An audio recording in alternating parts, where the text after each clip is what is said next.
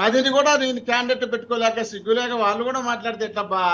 15 సంవత్సరాల నుండి పార్టీలో రాజకీయాలు నడుపుతున్నటువంటి పవన్ కళ్యాణ్ గారు 15 సంవత్సరాలు 21 సీట్లు ఇచ్చాయి. ఆ 21 సీట్లో 11 మందిని ఇతర పార్టీల తెచ్చి పెట్టుకుంటే వాళ్ళు కూడా మమ్మల్ని ఏమండి మా ప్రశ్న అదే కదండి. మీరు మాట్లాడేటప్పుడు ఎదటోళ్ళు చెప్తున్నారు కదా, మీరు అంత నిక్కచ్చిగా ఉండాలి కదా. మరి వాసుదేవ్ గారు మేము ఎటువంటి పరిస్థితుల్లో తీసుకున్నాం, కొన్ని చోట్ల తీసుకుంటాం అని మేము చెప్తున్నాం. ఆయన కూడా మరి అలా చెప్పకుండా వేరే విధంగా చెప్పారేంటి?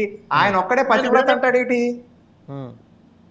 ఇప్పుడు 10 సీట్లు ఇచ్చిన చోట వేరే విధమైంది, వేరే మార్గం ఏంది? 10 మంది క్యాండిడేట్లు వీళ్ళకు సిగ్గని మన అనిపిదా? వీళ్ళకు నేనే వాళ్ళని విమర్శించాలని కాదు, అత్యంత బలమైన 5 ఏళ్లు దోచుకున్న కోట్లాది రూపాయలు దోచుకుని ఓటికి 5,000 రూపాయలు ఇచ్చి కొనుక్కునే మీలాంటి వాళ్ళకే క్యాండిడేట్ లేకపోతే ఇక మా గురించి ఎందుకు మాట్లాడతారు మోహన్ రెడ్డి గారు?